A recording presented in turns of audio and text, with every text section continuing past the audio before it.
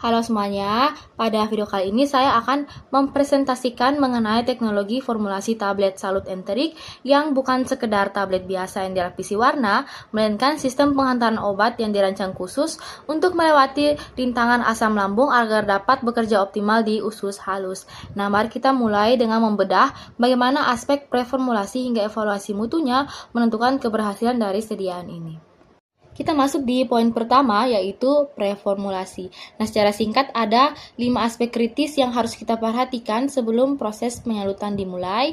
Yang pertama adalah geometri tablet yang harus mendukung pergerakan di dalam pen. Kemudian ada kekasaran permukaan untuk memastikan lapisan menempel kuat. Yang ketiga ada porositas agar pelarut tidak merusak inti tablet. Kemudian ada stabilitas termal zat aktif terhadap panas pengeringan, serta afinitas antara polimer dan pelarutnya. Nah, detail teknis mekanismenya akan saya jelaskan lebih mendalam pada bagian di slide berikutnya. Bisa kita sama-sama perhatikan pada slide, di sisi kiri kita melihat betapa pentingnya bentuk biconvex. Nah, kenapa bentuk biconvex itu penting? Karena bentuk cembung meminimalkan luas kontak antar tablet sehingga mencegah fenomena twinning atau tablet saling menempel.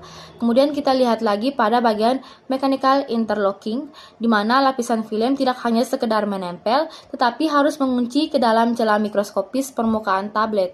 Nah, jika permukaan terlalu halus, lapisan akan mengelupas atau peeling. Kemudian pada bagian tengah, kita harus menjaga keseimbangan gaya kapiler.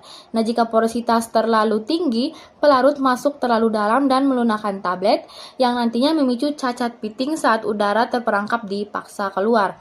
Dan terakhir adalah kontrol suhu udara atau inlet air yang sangat krusial. Nah, panas berlebih bukan hanya merusak zat aktif, tetapi bisa mengubah polimorfisme zat tersebut yang berujung pada kegagalan terapi. Nah, ada 4 alasan utama mengapa kita harus melakukan penyalutan enterik. Yang pertama adalah proteksi zat aktif.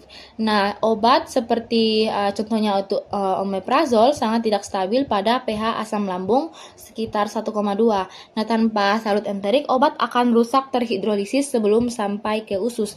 Kemudian yang kedua adalah masking rasa, yaitu untuk mencegah rasa pahit obat berinteraksi dengan saliva. Kemudian yang ketiga adalah pelepasan tertunda, di mana target kita adalah pelepasan minimal di lambung kurang dari 10% dalam 2 jam dan pecah secara cepat saat menyentuh pH usus halus.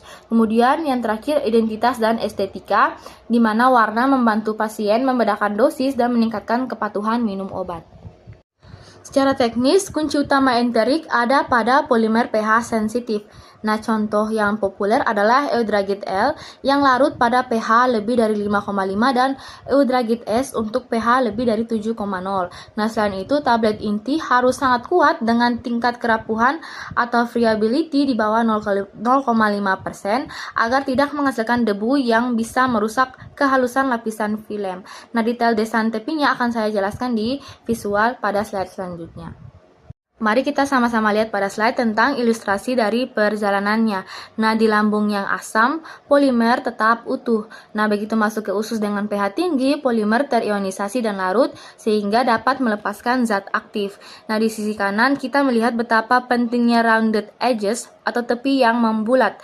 Dalam industri, penggunaan pans dengan tepi tajam harus dihindari karena akan menyebabkan penipisan lapisan film di sudut-sudut tajam tersebut yang memicu keretakan atau chipping.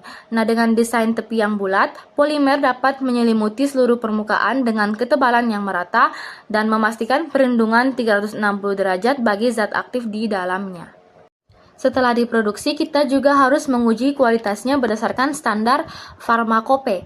Yang pertama untuk uji fisik, di mana tidak boleh ada cacat, bridging atau logo tertutup atau sticking. Kemudian ada kenaikan bobot yang biasanya berkisar 5-10% dari bobot awal. Kemudian ada uji waktu hancur yang paling krusial. Nah, tablet tidak boleh hancur selama 2 jam dalam medium asam atau HCl dengan konsentrasi 0,1 N, namun wajib hancur dalam waktu kurang dari 60 menit saat dipindahkan ke dapur fosfat dengan pH 6,8. Nah, selain itu, uji stabilitas dilakukan pada kondisi ekstrim untuk memastikan lapisan tidak menjadi lengket selama penyimpanan. Sebagai kesimpulan, pemilihan jenis pelapisan didasarkan pada 3 hal.